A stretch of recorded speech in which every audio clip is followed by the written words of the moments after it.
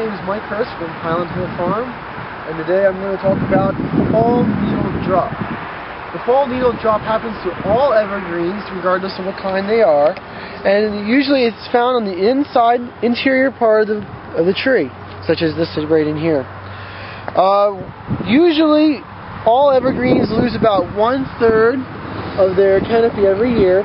Most people don't see it because it's happening on the inside part of the tree.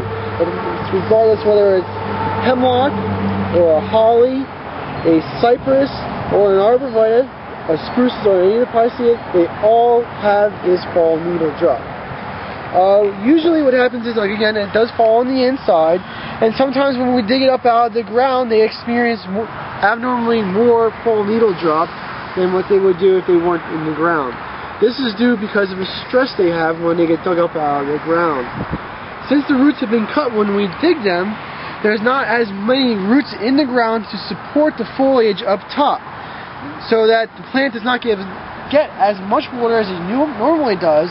Therefore, the plant has to get rid of certain parts of the tree, and that's usually the interior parts. You can look at that and say, oh, it's very bad, my tree's turning brown, but it's actually a good response. It's better than having a part of the tree or a branch die off, or any, like, all the lower parts dying off. It's much better than that. When a plant looks at itself and sees which part it can get rid of and which part to keep, the parts that it gets rid of is the interior parts, because it does not get as much sunlight, therefore it does not photosynthesize as much, and it doesn't create as much energy as the parts on the outside. The parts on the outside also are much more important because they are continuously growing, and they're going to be the parts where the new growth comes in for next year. So when you see fall needle drop, it's nothing major. It usually happens right after transplanting, especially in the fall, and you don't be too alarmed by it. It is a natural phenomenon, and that's all evergreens have. And sometimes it can be quite severe and scare someone. Is correct, Mike? Yeah. Like down here, you could look at these trees and say, wow, that's a lot of fall needle loss or drop. And actually, the trees are fine. They will grow through this, and they will fall on the ground and become the mulch for that tree for next year. That's right. Okay, well, thank you very much. And you can see over here, here's a holly, and you can see some of the yellowing there, and that's doing the same thing. It's got some needle loss. Nothing to be concerned about. We're here at Highland Hill Farm on Route 313 in Fountainville, PA. I'm Bill Hurst doing the photography. I own the Highland Hill Farm.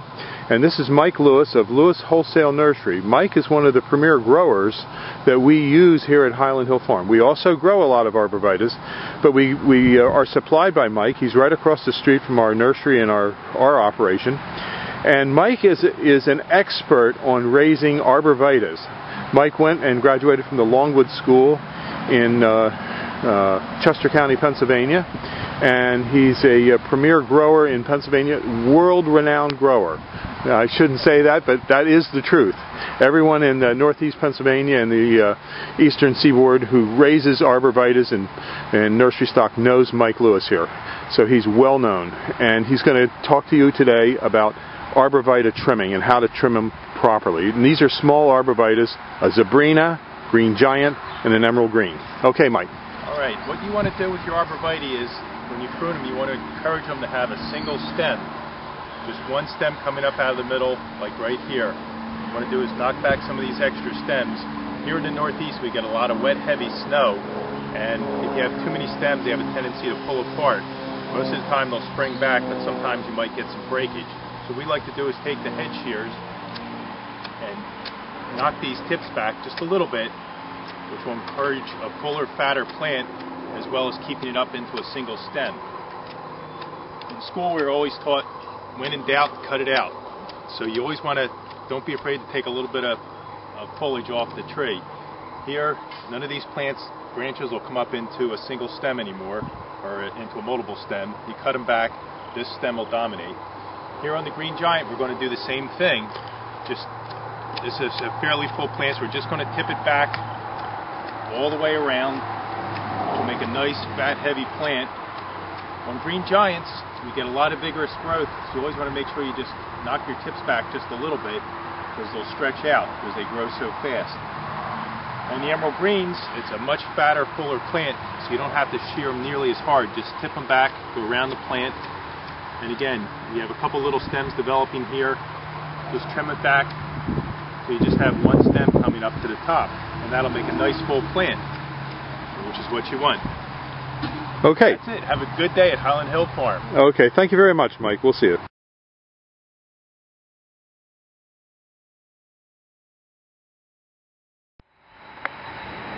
This is the foliage of the emerald green arborvitae. We're at Highland Hill Farm on Route 313 in Fountainville, PA.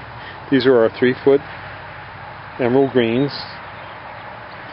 And as you notice, everything is under drip. We do everything under drip here at the farm in Highland Hill.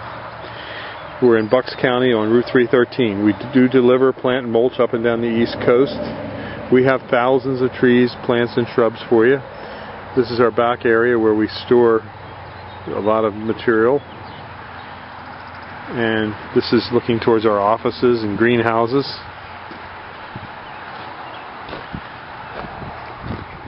These are Leland cypresses. The emerald green is a great plant for creating a barrier. The problem with the emerald green is it is not deer resistant. It'll grow to 10 to 15 feet with this real beautiful emerald green colored foliage. Give us a call at 215-651-8329 for your tree and shrub needs. Thank you. This is Bill Hurst. Or see us at seedlingsrus.com. This is Cameocypris gold mop. It's a deer-resistant plant that's used along walkways to hide utility boxes. Nice, bright, golden color. It's weeping in form and habitat. It can get to be a couple of feet high and wide, usually around 3 to 4 foot tall and 4 foot wide. And since it is deer resistant, it's a great choice for urban areas where there's a lot of deer and you want nice color in your yard. We sell a lot of different kinds of trees and shrubs here at Highland Hill Farm. These are our Crimson Queen Japanese maples. They have nice red foliage, but the gold thread cypress has a beautiful golden foliage, and it's nicely offset by the red of the Crimson Queen. We're here at Highland Hill Farm on Route 313. We specialize in a lot of trees, plants, and shrubs. We do a lot of windbreaks and barriers. We're located on 313 in Bucks County. Our website is seedlingsrus.com. We have a couple hundred acres here in Fountainville and a couple thousand acres in Bradford County.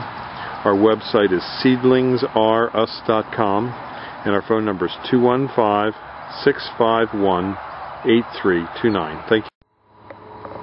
This is the foliage of a Helleri holly.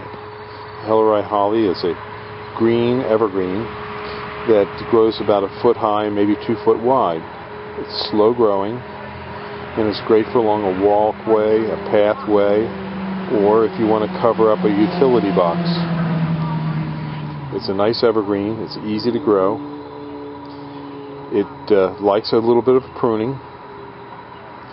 We're here at Highland Hill Farm on Route 313 in Fountainville, PA. And we have a lot of other types of hollies for you. For example, that's the green luster holly. And we have more hollies, as well as boxwood, and many other kinds of trees, plants, and shrubs. We're growing on a couple hundred acres here in Fountainville, and we also have a couple thousand acres in Milan, PA, in Bradford County. We deliver and plant up and down the East Coast, so call us for your tree and shrub needs at 215-651-8329. Again, this is your Helleri holly foliage right here. A nice little plant.